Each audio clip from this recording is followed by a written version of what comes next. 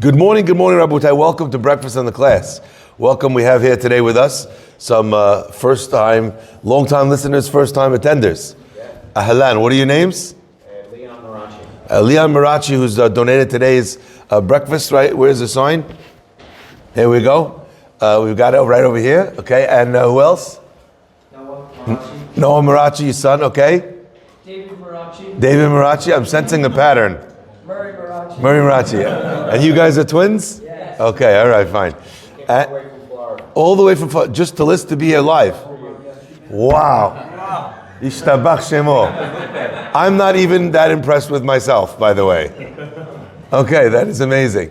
By the way, hate to bust the bubble, but I'm coming to Florida Motzei Shabbat. We have a wedding there, okay? So maybe we'll get together as well. And from Hillel? Marshall Mizrahi. So we got a lot of people here, Baruch Hashem, joining. And also, how many, what's your... Jonathan Khalil. No, what I'm asking is how many, have you been to the live? Yeah. To the breakfast? 2 weeks ago. 2 weeks ago, okay, he came to the live as well. And? Zach Wild. First time also? Been to the live. Been to the live. Okay, Baruch Hashem. Okay, all right. I just want to make sure that anyone that came, especially if they came all the way from Florida, that they get the honor that is due. Okay, let us begin. This breakfast in the class is dedicated in loving memory of, where is it? Dora Rosa Lichtenstein. Leilun Nishmat Ora Dora. Seriously? Wow. What a great name. Ora Dora. Bat Ida the Avraham Nisim for her yahrzeit by Mario, Eric, and Adam Lichtenstein. That's fantastic. You know why it reminds me, just as an aside, we don't usually spend this much time on the names, by the way, but I just want you to know. This is in honor of you guys coming all the way from Florida. There was a couple that came to a rabbi. They were fighting because there were they had two different names. One side had a name Meir, the other side had a name Uri, and each side wanted them to have a name. They couldn't have any more children after that pregnancy. So it was the last chance to be able to give that name. They didn't know what to do. They're fighting. They came to the rabbi. The rabbi said, call the child Schneier. It's a very famous Yiddish name, like Yiddish sounding name. They asked why, because he said, Shnei Or. Meir is to bring light. Uri is to bring light. So in order to have Shalom Bayit, they call him two lights, which is Ishtabach. So I'm looking at Ora Dora. Ora de Ora is reminding me of Schneier. Okay. Also dedicated in honor of their parents, Claudia and Murray Marachi, and Ilana and Avram Gross, for the health and happiness and success of their children, Murray, David, and Noah Marachi. Sponsored by Leon and Talia Marachi. Hazaku Baruch flew in from Florida to be able to learn together with us. This is very special. Love it. Okay, you're going to be here for Shabbat? Yo, I was going to have you for the Shabbat class. Okay. It's a short walk. By the way, Haron walked from the 5 towns. Haron did walk from the 5 towns from Great Neck. Okay. Beseder. For the Refuah Shema of Chana Batzim Afega and Yashom Mazaf for today. The year of breakfast is dedicated to Loving Memory Shpat Ruth Orfali Bat Adela, sponsored by a family. And the learning for this week is dedicated by the Daniel S. Loeb Torah Center founders Sully and Pauline Asa. Dedicated in honor of our esteemed and growing community at the Edmund J. Safra Synagogue. Bruchim Abaim to all of those, who've come and who've dedicated today's class. My friends, let us begin. I want to start with some very interesting words and a beautiful diuk. The pasuk says, "Vayihi kolot uberakim ve'anan kaved al har."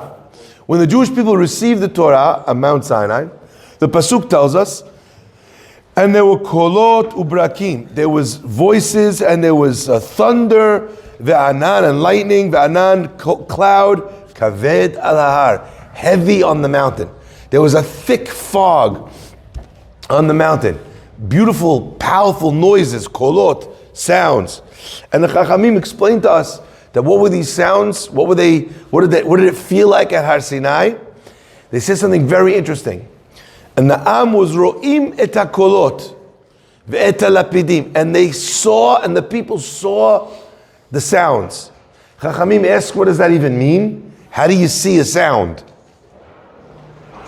And they answer that the sounds of Har Sinai were so powerful, was so strong, was so spiritual that not only were they heard a person was able to see them. Now, I don't know what that means, but I'll tell you the one thing that I have seen is, I don't know if anyone here is a big, what's it called? If you love going to weddings or to concerts, have you ever stood in front of one of these mega subwoofer speakers and you actually see the air move? Have you ever seen that? Even from a distance, as the bass is coming. Now, what is sound? Sound is technically, it's vibrations. It's a sound wave, right? And somehow, there are times when a person is able to see the sound. So on a simple level, maybe that's what it meant. Maybe it means that they were able to see the sound was so loud. However, the Chachamim tell us something else. And I want to share with you this idea because I believe that it's very powerful, it's very beautiful. Please only answer Amen if you're listening to this live. Baruch atah Adonai, Eloheinu melech haolam, shehakol niyeh baro. Says Rav Shmuel Rozovsky. He says, these sounds that they heard at Har Sinai are the sounds that accompany Torah learning until this very day. Now, if you only ever learn Torah quietly in a Bet Midrash, and if someone started saying the words out loud, they're getting evils from everyone else in the BM. Shh, as if it's like a library. If that's the feeling, then you really have never learned.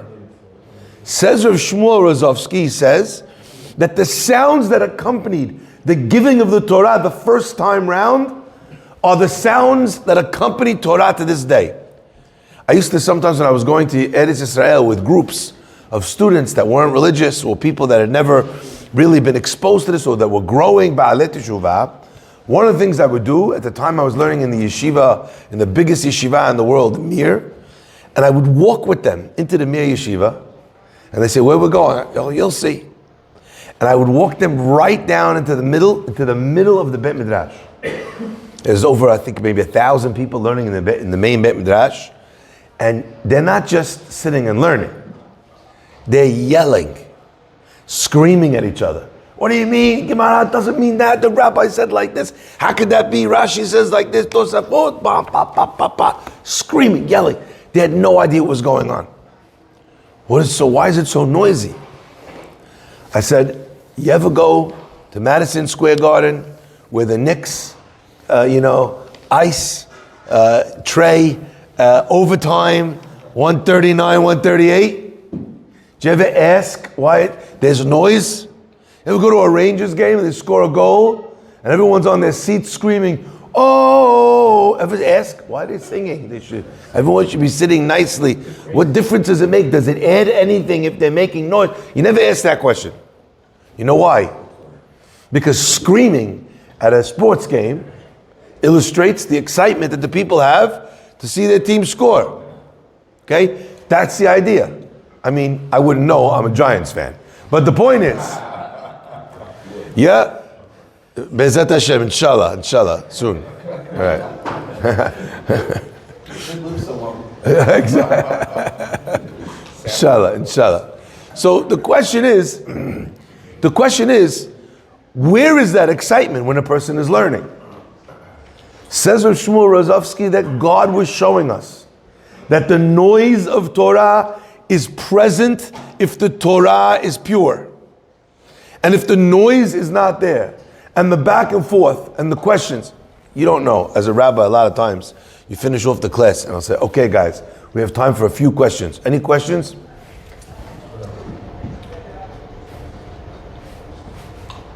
Now, either that means that I have covered all the topics in the world.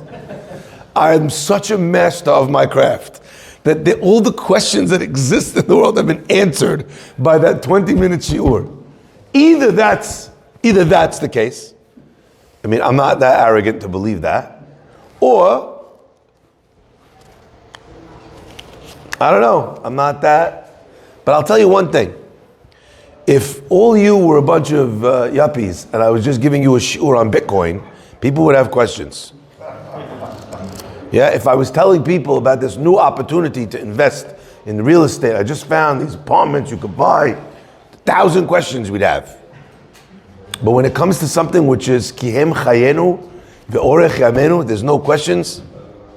You don't have a follow-up on that. You don't want to know how that applies in a real life situation. The voice itself illustrates the power, the noise illustrates impact. That's what the noise expresses. Did the Torah land? Are there follow-up questions? Are you sharing it with somebody else? When your Torah was given, do you feel the need to share it at the Shabbat table? I get messages all the time about breakfast in the class. People will tell me, you know, Rabbi, I come to the table every week, I have something to say. So every week I would say, well, I heard Rabbi Farhi in the class, breakfast in the class. Then he goes, I have one problem now. What's the problem? Now his whole family's on the class. Whatever he wants to share, they already heard. You got to get into another class. I don't know, on the side. You got to dabble somewhere else. I don't know. Otherwise, you'd have no hidushim. Maybe you could have a follow-up question. Or maybe, God forbid, you could argue with me. Maybe you could have, yeah, that's a beautiful thing. I was asked a question this week I don't have an answer to. I loved it. You want to hear the question I was asked I don't have an answer to? Yes. Yeah. Yes. No. I can't hear you. I'm talking. Guy asked me. We learned last week about the man. We were talking about how we know Chazal tell us that the man of a tzaddik came right to his door. The man of a person, Benoni, down the block. The man of a Rasha, Poughkeepsie, New York. Okay? As bad as you were, that's how far the man was from you. Okay? I always feel bad that Poughkeepsie is my example for Dinya, and there's one guy in Poughkeepsie thinking, He's in Sadik and he lives in the man comes right to him. He asked me just a brilliant question. The most obvious, simple question that I've never thought about in my whole life. He said, how did a person know which man was theirs? I'm like, oh my God. I don't know. How did they know? Did it light up? Did it light up? Right? So there's man, remember, there's man everywhere. Right? It says that the dew would come down, a layer of dew, and then the man, and then another layer of dew. Right? You walked outside. I don't know if I'm a Sadiq. I mean, I think everyone in their own mind is like Chacham Bashi. Like, you know, you're still struggling to understand why you're not the chief rabbi. In a person's own eyes. Right? You walk outside, you have no idea which man it is. How did you know? So he suggested one idea. Maybe the only man that was yours was the only man that you could see. But you got to back up a hadush like that. I'm sure I'm going to get a flood of responses to this one. Afterwards, people will share with me the ideas that maybe they have. I had a different idea. We know it says that if a person took too much, then whatever extra they took by the morning was gone. It disappeared. And if you took too little, whatever, by the time it came, not by the morning, when it came time to eat the man, you had more. You had exactly as much as you needed. So much so that it says that you couldn't steal someone's man. Let's say I wanted more man, I took Stanley's. You know what that would happen? Whatever I took that wasn't mine, it would disappear. So that means that the only man that you could take was yours. So maybe the answer is, maybe you didn't know which man was yours, but you saw which man stuck in your hand and then leave. Yeah, but I feel like that's a very big effort. You're just running around, just on a constant state of scoopage. I don't know. I didn't like my idea. I liked his idea, but you have to have a backup for that. So I'm sure over Shabbat, I have a couple of books that I want to look at that are the types of books that would answer this question. Otzer Pilaot Torah, this is right up your alley. I see you, okay? I'm coming for you. Now, this idea that when you hear something, you have to reach out. You have to say something. You have to ask. You have to follow up. That's the idea of Vayihi kolot ubrakim. Now, I love this idea. Vayihi kolot means, and there was sound. The word berakim, what does barak mean? lightning. Lightning. Barak means lightning. But interestingly enough, in Hebrew, the root of the word barak is the root of the word for brilliance. When something is brilliant, what do you say in Hebrew? Mavrik. That's the word, right? Mavrik. From the word barak. The idea is, say the Chachamim, that when a person learns with kol, there's ubrakim. That's when they have hidushim. The Hatam Sofer, others used to say that if a person studies quietly, you cannot compare how much Torah you remember when you're studying quietly as compared to when you study out loud, when you're saying the words out loud. Not just so that you hear in your own ears, but actually that is heard around you. That's what's known as the Kol Torah, the sound of Torah. When Torah is heard, not just in your own ears, but in your sviva. Now, why am I sharing this with you? So that you learn louder? That's the point? No.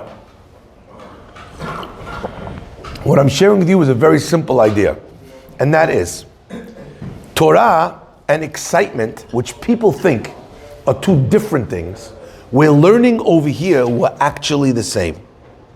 I'll only say that one more time. It's not that you have Torah and you could learn it, and then you could also learn Torah with excitement. No. The only way to learn Torah is with excitement. I'll give you an example. What is exercise? Exercise is when someone is doing something that elevates their heart rate. That's what exercise is.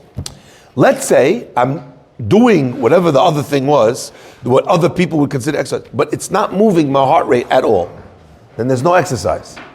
The whole point of exercise is where it elevates your heart rate, and that causes a person not only to lose weight, but to have better blood flow, better musculature, etc., etc., etc. Okay? Underneath it, it gives you dopamine hits, yeah? Underneath that, what's it called? That barometer for every person wherever they're at, the exercise doesn't achieve what it's supposed to achieve. The Torah was given with kolot ubrakim. It was given in fire. Why? To teach the Jewish people. If your Torah is not on fire, it's not Torah. I want to share with you an example, a lesson that was brought by the Dubna Magid. The Dubna Magid says, a beautiful example. He says that there was a fellow who comes to a hotel. Gets to the hotel, he asks the guy, the bellboy, to take his bags up to the room. It's one of those old school hotels. They don't have an elevator, right? It's only a stairs. It's a very fancy place in London from 7,000 years ago, right? They're not allowed to put in an elevator. Anyway, guy gets upstairs to his room. The bellboy's outside, schwitzing like a kelb, okay? I think schwitzing and kelb, to use those two words together, is the sign that Mashiach is here. The bringing together of Ashkenaz and Sephardi, okay? He's sweating like an animal. The guy, he sees the guy outside of his door. He says, "You have the wrong bags." The guy just schlepped up all 10 bags up the stairs. He can barely breathe. He says, "What do you mean?" He says, "I didn't even show you the bags yet. The bags are in the hallway." We just had this in our Gemara in Masechet Moed Katan, where Rav Huna said someone was asur just from listening. He didn't even see what they were doing with the millstone, okay? All right, so the guy, he says, "Those are not my bags." The guy says, "But let me bring them in, and then you can see if it's yours or not." He says, "They're not mine." He says, as sometimes a bellboy, a doorman, a waiter, sitting there across from this rich moron, they're thinking to themselves, "Sir, please let me show you the bags I dragged up 10 flights of stairs. How could you possibly know that they're not yours if you didn't see them?" Anyway, the guy says, "They're not mine. He says, "Please, could you do me a personal favor? Let me just bring them in. That way you'll see. They were very heavy." He says, "They weren't my bags. I see you're sweating." He says, "My bags were empty. I just went to the store. I bought empty suitcases because I have to go shopping. If you carried up my bags, you wouldn't be sweating." Says the Dubna Magid, a person comes to God and they have all these mitzvot and the Torah that was so hard and it was so difficult. And they're kvetching about it. They're upset about it. It's hard. Hashem says, "Those are not my Torah. That's not my mitzvot." You know why? My Torah and my mitzvot they were featherweight.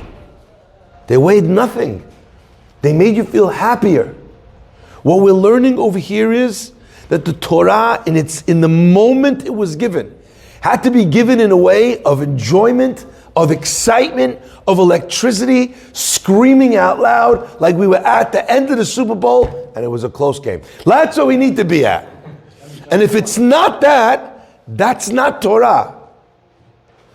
I remember learning this for the first time. I was like, oh my gosh, she biflage. That means that when people kvetch about the long Shabbat of the summer, that's not Shabbat. Hashem says, if you're complaining about it, that's not mine. If the people are kvetching and crying about the fact that praying took an extra 2 minutes, one of the things I will never understand, but I understand that I don't understand. As a rabbi, you don't always have to understand the people.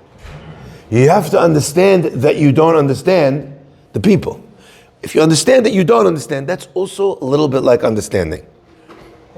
Do you know how long it takes to do Kol Ram? 2 minutes. You know how long it takes, right, to do not Kol Ram? 3.5 minutes. Is your life going to change so dramatically from 90 seconds? And by the way, you know what we're doing with those 90 seconds? We're not charging your credit card. We're having the Kohanim give you a beracha from Hashem. Sorry, I don't have time for the beracha from Hashem. Look, I'm going to get home 11:52, and if we do it this way, 11:50, 1.5. Now again, I understand. You're going to do it the longer way. Ask the Hazan not to sing 3 songs for Nakdishach. Ask the Hazan not to sing Kaddish, right? Because singing is optional, right? But saying it, that's a better way. Now I understand it. And I understand that I don't understand it. And I understand that if a bunch of people left synagogue mumbling and kvetching instead of happy, then you know what? But the answer to that is that people eventually have to learn, eventually have to understand how great Birkat Kohanim is. How the rabbis tell us that every bracha in the world is in Birkat Kohanim. And how do you want to miss that? But you have to teach that to people.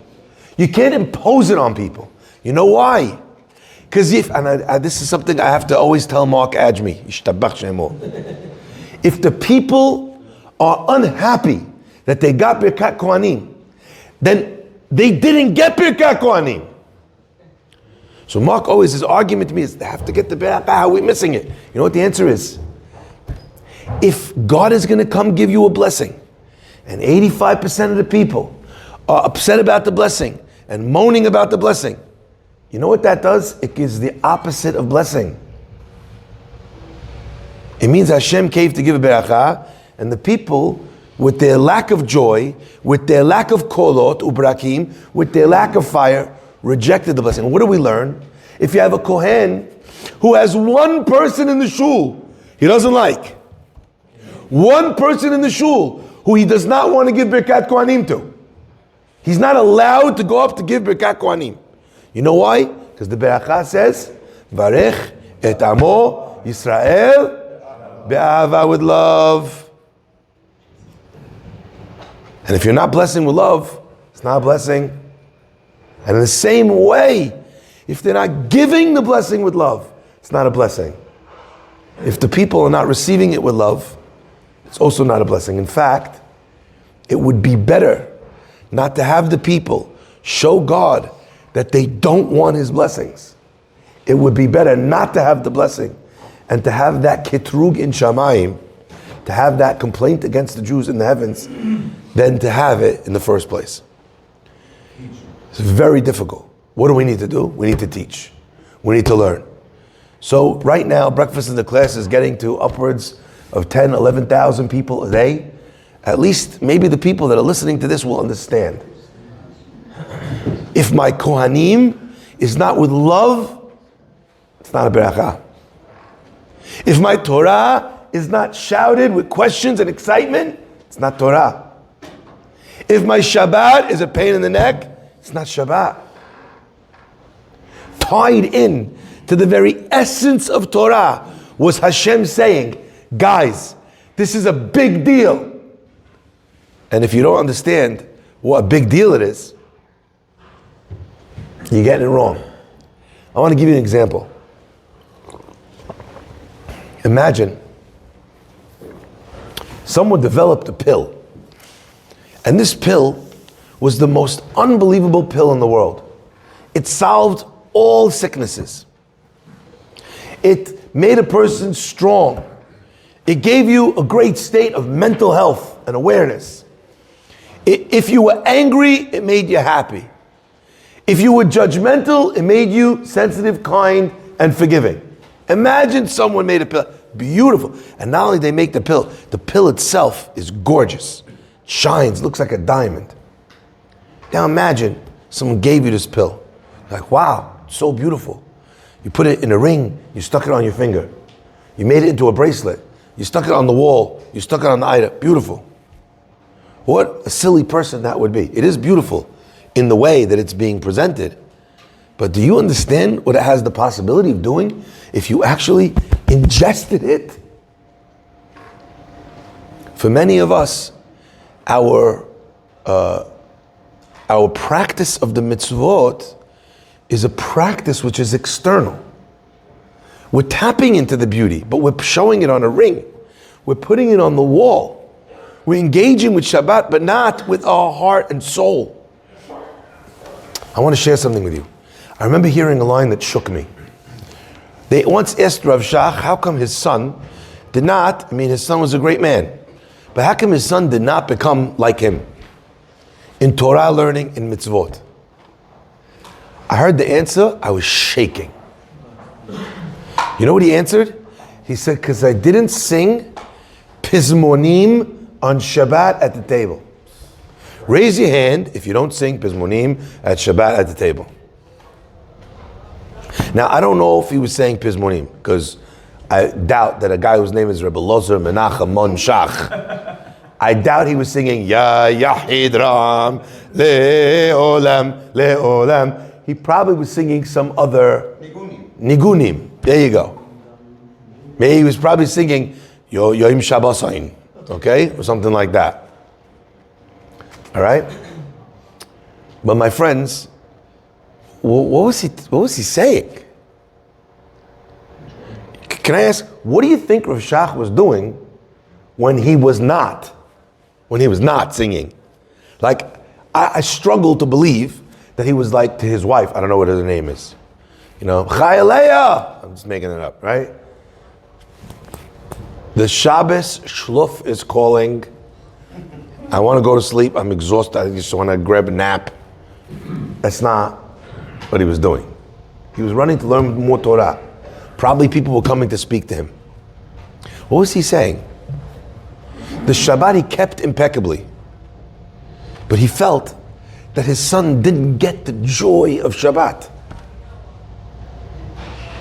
Now some people are thinking, if I sang Pizmonim, there would be less joy.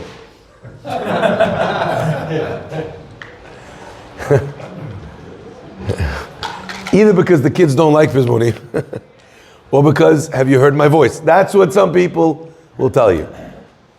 But I'll tell you, that's not a good enough answer. You know why? Because part of joy is singing. I just want to imagine that all the people who are not singers, not Pizmonim guys, not Zmirot guys, just want you to imagine you cross the ocean and Moshe's like, okay guys, Az Yashir. And you're like, yeah, no. Not a singer. Right? They're like, no, you got to sing. The guy's like, it's not my minhag, Rabbi. My father didn't sing. My that must be an Ashkenaz thing. That must be an Ashkenaz thing. That was my favorite one. Someone once told me that, why are you singing at the table? That's like, must be an Ashkenaz thing.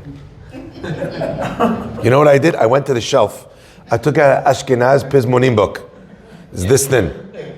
And then I took out, right, the Shirot V'Tishbahot, what we call in the Syrian community, the Red Book. By the way, since the Red Book of my childhood, I can't sing Pizmonim out of any other book. They're like, oh, here's a new book, it was redone. I'm like, don't even bring it to me.